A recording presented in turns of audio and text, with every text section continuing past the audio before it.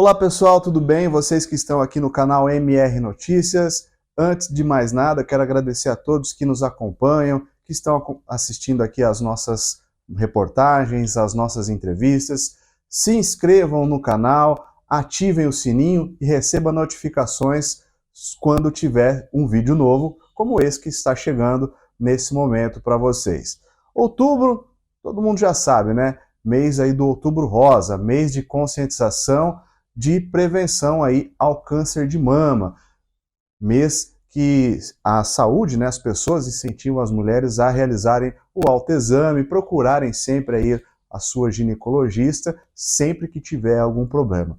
E nessa reportagem especial do MR Notícias, nós vamos conhecer a história de duas aprazívelenses, uma que está passando por um tratamento de câncer e a outra que está terminando, a Adriana e a Aline. Também vamos conversar com a doutora Laís Larrubia. Ela vai falar sobre aí os fatores de risco, ensinar como se faz aí um autoexame e em caso de ter algum sinal ali que possa ser aí algum perigo, trazer algum perigo, sempre procurar o ginecologista para fazer outros exames, tá certo? Então fiquem aqui com a gente, não se esqueçam, se inscrevam no nosso canal, ativem o nosso sininho e ajudem o nosso canal a crescer. Meu nome é Adriana Ramos Blanco Lopes, tenho 48 anos, descobri o câncer de mama aos 45 anos.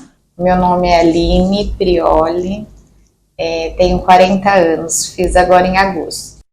Quando você desconfiou que tinha alguma coisa ou descobriu, como que foi a descoberta? Quando eu descobri, eu com 45 anos já fazia exame anualmente. Eu tinha feito naquele ano de 2019 a mamografia e o ultrassom, não tinha aparecido nada. No final de julho apareceu, eu senti o nódulo e eu fui para a ginecologista e com a mamografia não conseguimos detectar e fui para o mastologista e ele pediu uma biópsia e viu que realmente era um CA de mama já em um tamanho grande, que eu já tinha 3 centímetros, e foi assim a descoberta. Na verdade, Marquinhos, eu sempre tive um pouco de receio, né? Porque na minha família, minha prima teve, por lado da minha mãe, e uma tia minha também. E a gente sempre fazia exames, mas em outubro do ano passado eu fiz uma mamografia porque em janeiro eu ia trocar a prótese, porque eu tinha uma prótese e precisava trocar.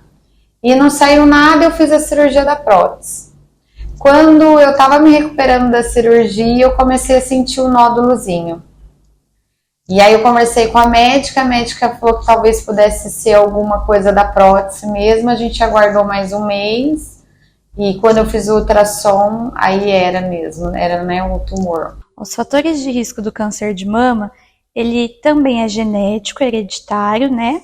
E alguns outros fatores como não ter atividade física, bebida alcoólica, obesidade, pacientes que estão muito ligados à radiação, também outros fatores como menstruar antes dos 12 anos, menopausa após os 55, não ter filhos ou ter filhos após os 30 anos, que são episódios que deixam a mulher mais suscetível à exposição do estrogênio e também o uso de anticoncepcionais aumenta o risco de câncer de mama. Esses são os principais fatores de risco. Você sempre se tocou, se olhava assim? Sim, sempre. É uma coisa muito difícil para a mulher. Normalmente a gente se olha, se toca, mas a gente tem que se olhar mais, a gente tem que voltar mais, não só em outubro, não só no mês, que é o mês da prevenção. Eu acho que o contato e essa prevenção a gente tem que fazer praticamente todo mês, a gente tem que estar se olhando, porque o câncer ele é sorrateiro e ele aparece mesmo muito rapidamente, que foi no meu caso. Em 2 meses eu tinha um tumor de 3 centímetros. É importante sim o autoexame das mamas, mas ele não exclui realizar exames complementares como a mamografia. O autoexame, a própria mulher, ela detecta sim câncer de mama, mas de uma forma mais avançada. Quando já é visto, por exemplo, nódulos ou caroços na mama, quando começa a sair líquido da mama, ela fica mais avermelhada, muitas vezes em forma de casca de laranja. Mas a mamografia é um rastreio precoce, é quando o câncer é inicial, ainda não evoluiu para os sintomas. Então, deve ser feito, sim, o autoexame periodicamente, porém ele não exclui uma avaliação com o ginecologista e exames complementares. Para ser sincera, eu fazia, mas não como a gente deve fazer, que hoje eu descobri, né? Que, infelizmente, a gente tem que parar e se cuidar mesmo, porque tem que ser feito com cuidado. Mulher tem que parar, fazer. Eu, quando estava tomando banho, às vezes tentava dar uma verificada, mas o meu era muito profundo. No entanto, a gente só descobriu porque na hora que eu fui fazer a prótese, o tumor que estava lá embaixo subiu. Então, por isso que ele ficou aparente, né? Até mesmo quando eu descobri, uma das minhas vantagens do tratamento foi que o tumor não era tão agressivo. Porque se ele fosse, pelo tamanho, o médico acredita que ele estava comigo ali há 1 ano já. Como ele era mais profundo, eu não conseguia sentir no toque. E na mamografia não saiu porque também tudo isso a gente vai descobrindo com o tempo de tratamento. E quando a mama é muito densa, o ideal é você fazer o ultrassom também. Então, agora que a gente passa pelo problema, a gente sabe, quando você faz uma mamografia e nela sai que tua mama é densa, o ideal é você fazer um ultrassom para ter certeza que tá tudo certo, né? A gente sempre recomenda, se possível, que seja de frente a um espelho, com que a mulher primeiro faça a inspeção das mamas, senta reta, né? Consegue visualizar os mamilos, ver se eles estão de forma simétrica, que não teve alterações, né? Posteriormente a isso, é feito com que sempre a gente fala para colocar as mãos na cabeça, a mão contralateral, examinar todo o mamilo, a axila. É feita a expressão que aperta o mamilo para ver se tem saída de secreção. Posteriormente, é realizado do outro lado. Na família teve, ou você é o primeiro? Não, eu sou a primeira. Na verdade, eu tive minha avó que ela teve um câncer in situ de mama. O in situ é como fosse uma feridinha que deu no bico, no mamilo do seio. Minha avó fez radioterapia, isso há mais de 20 anos. Mas na forma do meu, não. Eu fui a primeira na minha família toda. Como que foi a recepção? A gente sabe que não é fácil. É bem difícil, assim, Marquinhos. Na verdade, por mais que eu tinha esse receio, era um jeito de me proteger, falando que eu sempre estava verificando, mas a gente tem sempre um medo, né? Toda vez que eu ia pegar um ultrassom ou uma mamografia, tinha essa tensão. E quando eu cheguei para fazer o ultrassom, achando que era alguma coisa da prótese, a médica me falou que não era, para mim foi assim assustador, porque eu estava me recuperando de uma cirurgia, né, que tinha mexido na mama inteira, e descobrindo que eu estava com nódulo mais ou menos há 1 ano.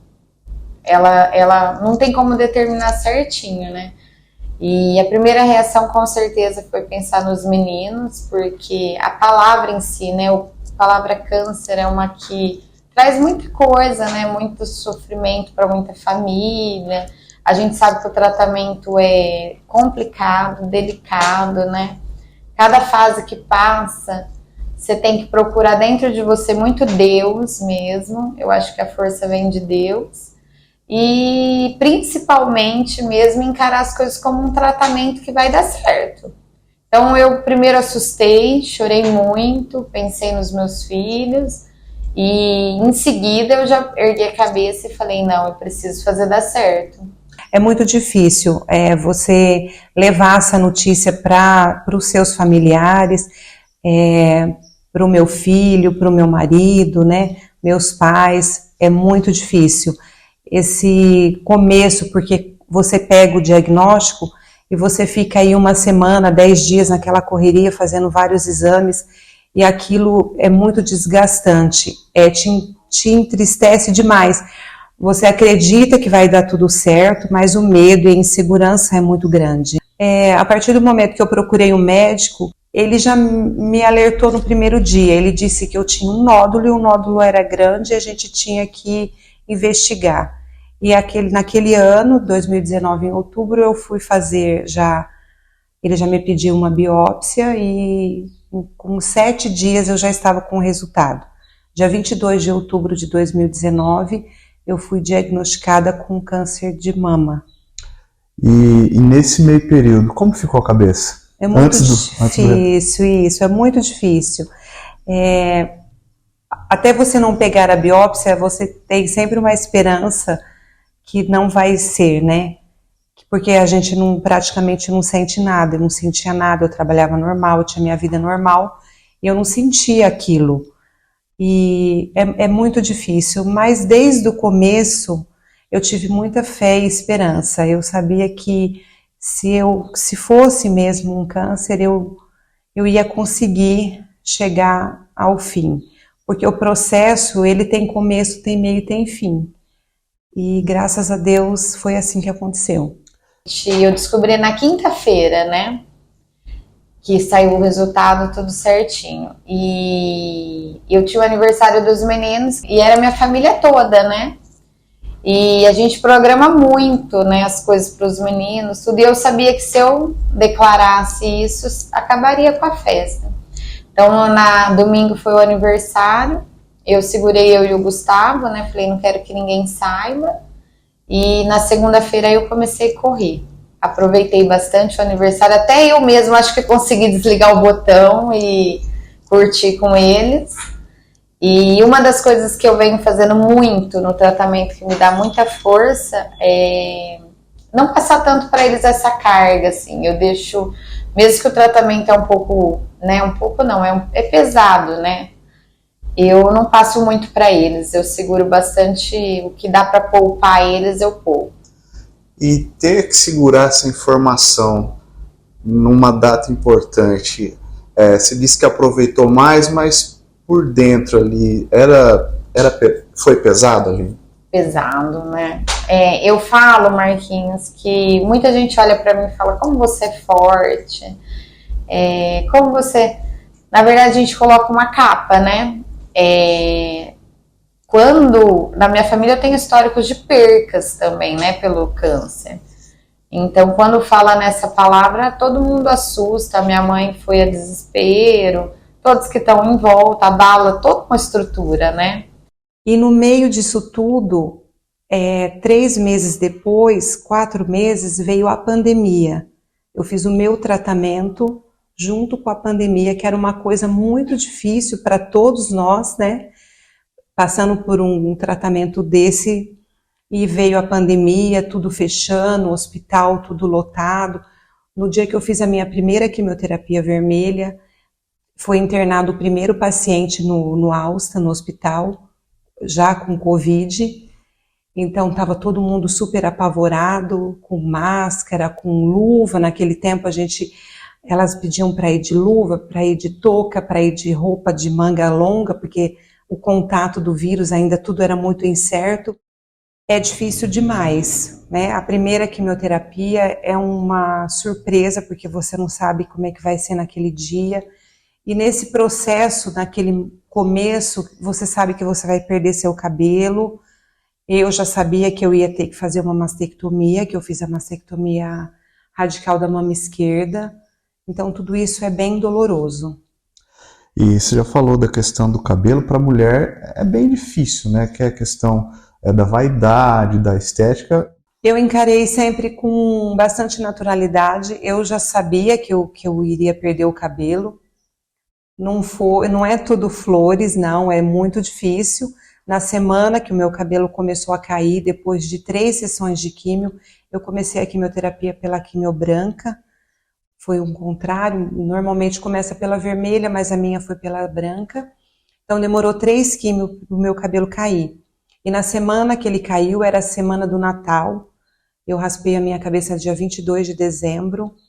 Então aquela semana foi muito dolorosa, porque o cabelo começa a cair, você não tem controle daquilo. Então, por mais que eu estava forte, que eu sabia que meu cabelo ia cair e que eu ia passar por esse processo, é muito triste você acordar e ver teu travesseiro cheinho de cabelo e você não tem o que fazer. Aquilo é um processo e que você sabe que vai... Então foi difícil. Aí eu trabalhei a semana toda e na sexta-feira eu falei, não, hoje eu vou raspar o cabelo. Não tinha jeito mais de segurar. Foi um evento, né? O dia, a gente foi em casa, uma amiga minha, a Thalita, ela raspou o meu cabelo. Aí estavam meus pais, estava minha irmã, toda a minha família lá. E foi triste, mas ao mesmo tempo tranquilo, porque a gente estava com essa confiança. Minha família toda me deu essa confiança. Eu tive uma rede de apoio muito grande da minha família, dos meus colegas de trabalho, da minha equipe de trabalho, sempre estiveram do meu lado, sempre me apoiando e todo mundo me dando a certeza que aquilo ia acabar. Eu acho que essa parte da queda do cabelo, né, que mexe muito assim com o nosso... com a nossa vaidade mesmo. Mas, até isso, eu falo que Deus me sustentou, porque eu nunca imaginei usar lenço, eu nunca imaginei sair careca. E hoje, que nem agora eu tô com a peruca, mas eu não tenho problema nenhum em sair de lenço agora, eu não tenho problema nenhum em sair careca. Então eu falo que essa cirurgia, né, esse processo que a gente passa todo do câncer de mama, principalmente, que é o meu caso, eu posso falar dele. Ele vai deixando a gente mais forte, mais confiante. A partir do momento que você teve o resultado, tem todo um procedimento para fazer os exames. Como foi o tratamento? Como ele está sendo, Adriana? Graças a Deus eu consegui, um mês depois do diagnóstico, um mês depois da biópsia, eu já estava fazendo a primeira quimioterapia. Eu fiz a quimioterapia no início, por conta do tamanho do tumor, ele era grande, então tivemos que fazer a quimioterapia para diminuir o tamanho, para depois eu ir para a mastectomia. Então, rapidamente eu consegui tudo isso, né? Graças a Deus, graças aos médicos que me acolheram naquele momento. E foi triste, mas ao mesmo tempo tranquilo, porque a gente estava com essa confiança. Minha família toda me deu essa confiança. Eu tive uma rede de apoio muito grande da minha família, dos meus colegas de trabalho, da minha equipe de trabalho, sempre estiveram do meu lado, sempre me apoiando e todo mundo me dando a certeza que aquilo ia acabar. Primeiro momento eu acho que abala, mas hoje em dia, graças a Deus, tudo está muito mais moderno. A gente vai descobrindo que tem o tratamento em si, né? Que o tratamento ele consegue, né? Você levar uma vida normal, eu não posso dizer que eu levo uma vida normal hoje, mas eu consigo assimilar bastante o meu tratamento, conciliar com a minha vida. Eu tô tentando, tem dias mais pesados, né, mais difíceis, mas eu tô tentando viver. Faz 5 meses que eu tô em tratamento e eu não parei ainda a minha vida, assim, eu tô tentando trabalhar pra cabeça não ficar louca, porque cada hora a gente pensa numa coisa, né? E até agora, o que está sendo a parte mais dura, a parte pior nesse tratamento, Aline? Olha, Marquinhos, eu acho que o mais difícil pra mim, né, é porque assim, eu quando soube toda a carga que ia vir de um tratamento, tanto psicológica, né, quanto eu pensei no meu casamento, pensei nos meus filhos, pensei na minha empresa.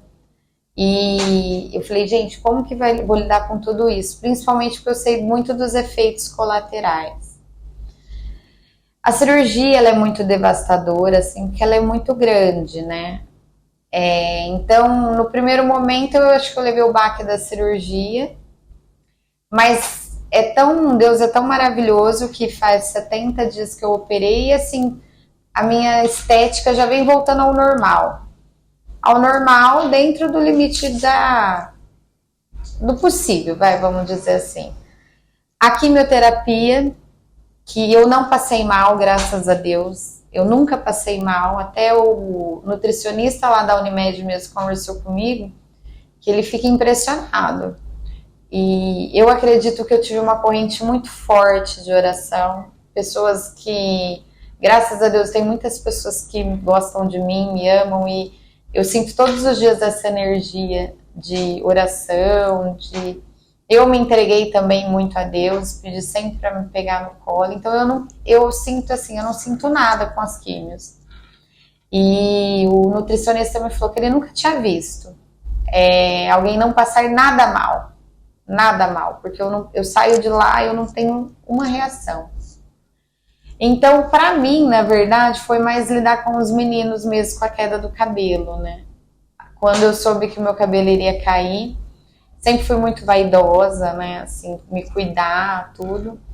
E eu falei, gente, como que eu vou lidar com isso, né? Nunca me imaginei passando por isso. E os meninos têm a curiosidade deles, eu fiquei sabendo pela escola mesmo que eles pediam oração por mim, que os amiguinhos todos rezavam. Então tudo isso foi me deixando bem apreensiva.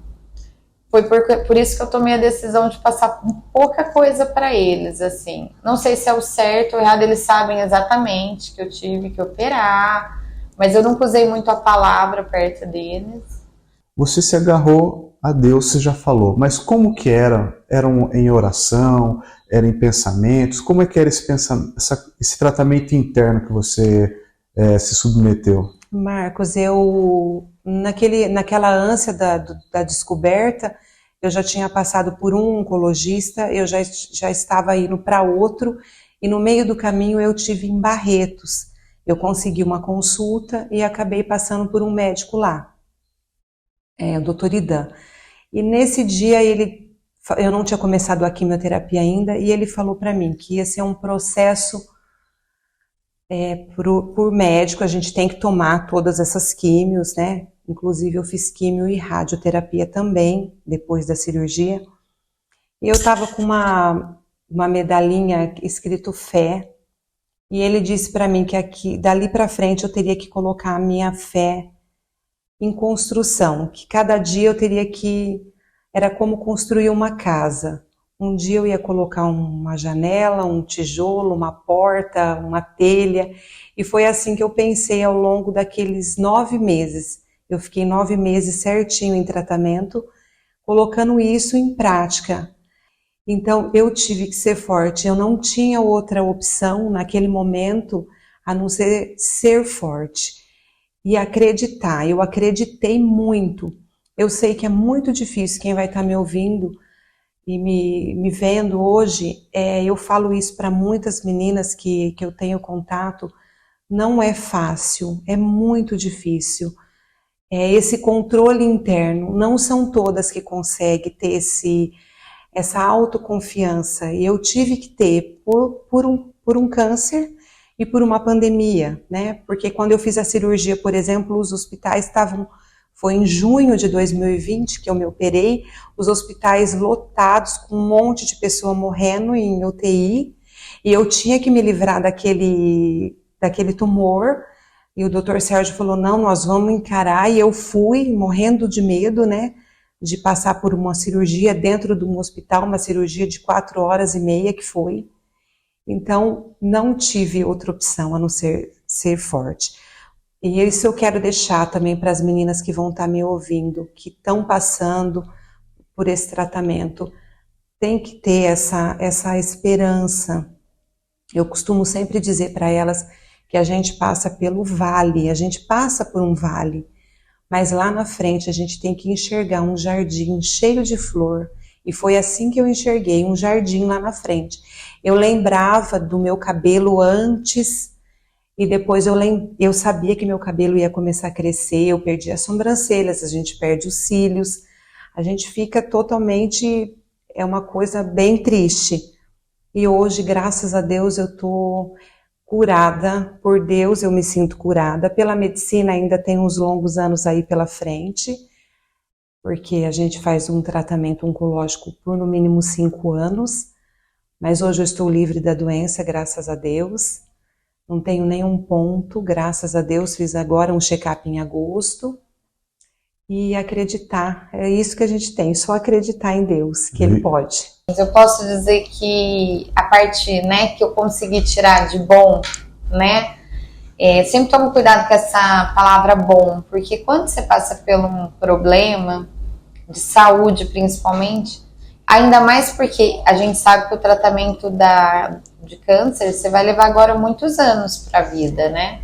A minha vida muito tempo vai ser acompanhada, mas eu posso dizer que eu sou uma pessoa muito mais forte, sou uma pessoa muito mais de Deus. Eu sempre fui assim com meus filhos na igreja e tudo, mas eu me sinto muito mais forte, muito mais próxima a Deus, me sinto muito mais amada. Fora que eu não era de monte, né? Eu não era de monte aprazível. Então, eu fui abraçada de uma forma muito especial, assim. Pessoas que eu nunca imaginei me deram total apoio. E até mesmo meu cabelo foi uma doação de uma pessoa que eu adoro, né? Mas não é tão próxima a mim e teve esse cuidado comigo. Então eu posso citar 1000 cuidados que eu tive da população de Monte Aprazível, né? Que hoje são muitos amigos, mas eu falo, alguns nem eram meus amigos. Então eu me sinto muito mais amada, eu me sinto muito mais forte. Eu tenho certeza que sou uma pessoa cuidada por Deus. Pelo jeito que eu tô saindo aí desse tratamento, ainda tem um bom chãozinho pela frente, né? São mais 3 meses de químio e 1 mês de rádio.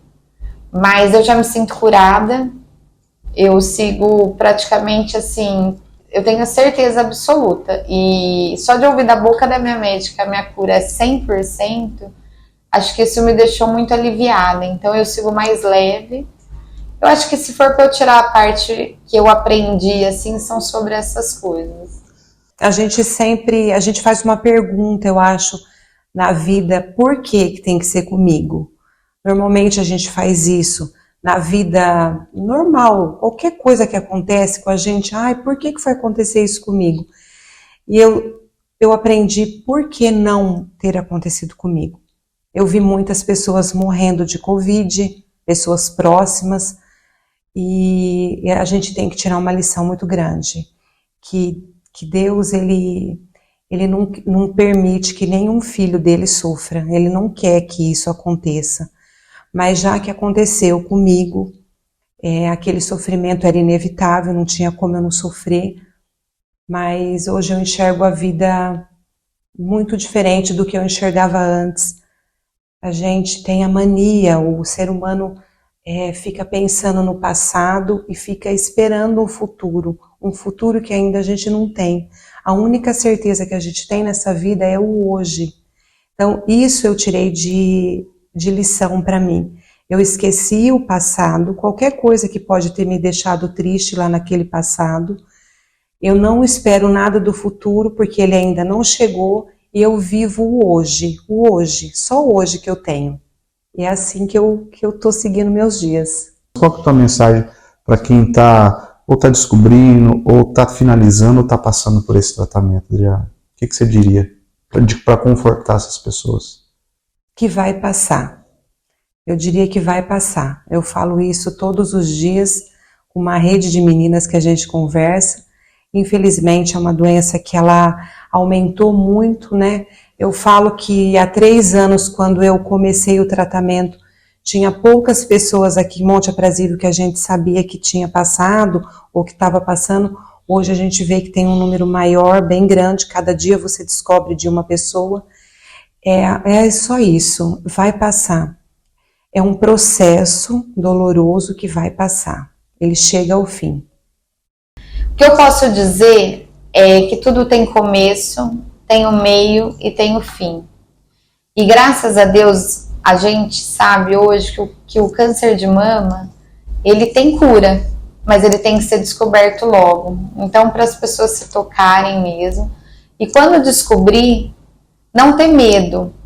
Porque quanto mais medo a gente tiver, quanto mais a gente fugir, mais a coisa pode alastrar. Eu acredito que uma das coisas que me ajudou muito é que a hora que a médica falou vamos, eu falei vamos, o que tem que fazer? E eu corri muito, eu acho que é uma corrida contra o tempo. Quem pode fazer isso é só a gente, pela gente mesmo.